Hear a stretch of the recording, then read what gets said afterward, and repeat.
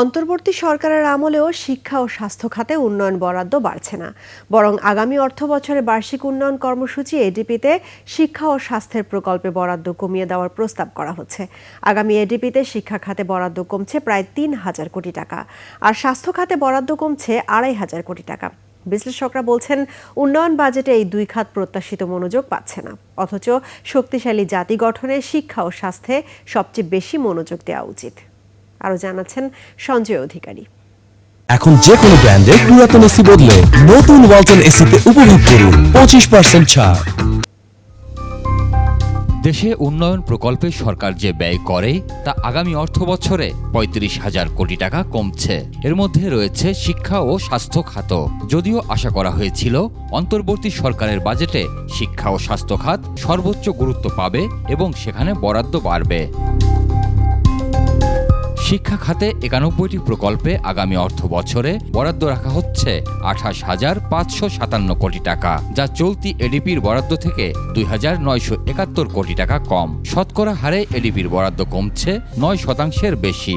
চলতি অর্থ বছরের মূল এডিপিতে শিক্ষা খাতে বরাদ্দ ছিল ৩১,৫২৮ কোটি টাকা। শিক্ষা হলো বৈষম্য নিরসনের একটা বড় হাতিয়ার। সুতরাং শিক্ষার দিকে কিভাবে আমরা মানসম্মত শিক্ষা আমরা করতে পারি, সেই জন্য যে অর্থায়ন এবং সেখানে কেবলমাত্র অবকাঠামো নির্মাণ না, সেখানে শিক্ষক প্রশিক্ষণ থেকে শুরু করে অন্যান্য যেসব জায়গাগুলি আছে সেখানে আমাদের বাজেটে নজর রাখলে এবং আমাদের ব্যয়টা সেদিকে যদি আমরা করতে পারি তাহলে এটা ভালো হবে। অন্যদিকে স্বাস্থ্য খাতের ৩৫টি প্রকল্পে আগামী অর্থ বছরে বরাদ্দ থাকছে ১৮,১৪৮ কোটি টাকা। চলতি এডিপিতে বরাদ্দের পরিমাণ ২০,৬৮২ কোটি টাকা, ফলে বরাদ্দ কমছে ১২%-এরও বেশি। অর্থনীতিকে বেগবান করার জন্য ভূমিকা রাখবে সেই ধরনের প্রকল্প নির্বাচন না করে অন্য ধরনের প্রকল্প এটা দেখতে চাই না। বড় ধরনের ঋণের বোঝার মধ্যে সার্বিকভাবে বাজেটকে ফেলে রাখা এটা সঠিক একটা বিষয় নয়, কিন্তু তারপরেও জন আকাঙ্ক্ষা অনেক আছে।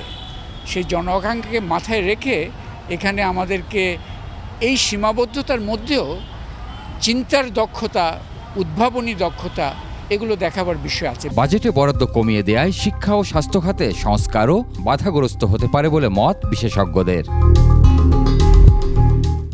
সঞ্জয় অধিকারী, ২১ টেলিভিশন, ঢাকা।